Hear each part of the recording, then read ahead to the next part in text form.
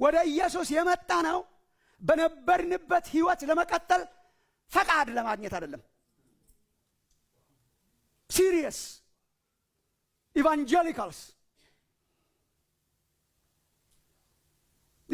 ለኛ ነው መልእክቴ። ጸጋ እንደፈለግን የመኖር ላይሰንስ አይደለም። ይሁዳ እንደሚነግረን ፐርሚሽን አይደለም። የታጠብነው በጸዳ ህይወት እንድንኖር፣ የተተከልነው ኢየሱስ ጋር መልካም ስራ እንድናፈራ፣ መልካም ፍሬ። በኢየሱስ የሚኖር ፍሬ የማያፈራ አለ፣ አንድ ቀን ያስወግደዋል የሚል ፍሬ is everything። በወንጌል ለምን እንደሆነ አላቅም።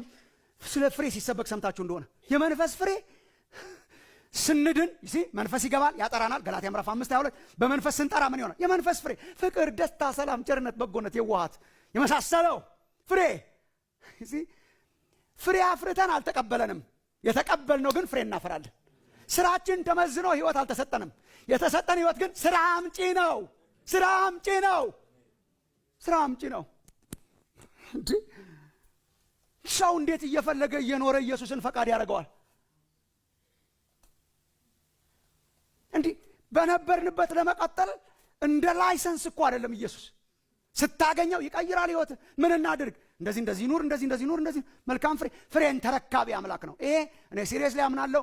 በጣም ሲሪየስሊ አስተምራለሁ። ፍሬን ተረካቢ፣ መጨረሻ ላይ አልቲሜትሊ ፍሬን ተረካቢ አምላክ። ምንድነው ፍሬ? መልካም ስራችን። ለእያንዳንዱ እንደ ስራው መጠን እከፍላለሁ አይደል?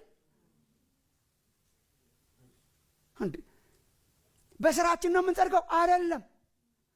በምንድን ነው? በእምነት ክርስቶስን በጸጋ በመቀበል። በክርስቶስን በእምነት ተቀብዬ በጸጋ መጽደቄን በምን አውቃለሁ? በመንፈስና በውሃ በመንፈስና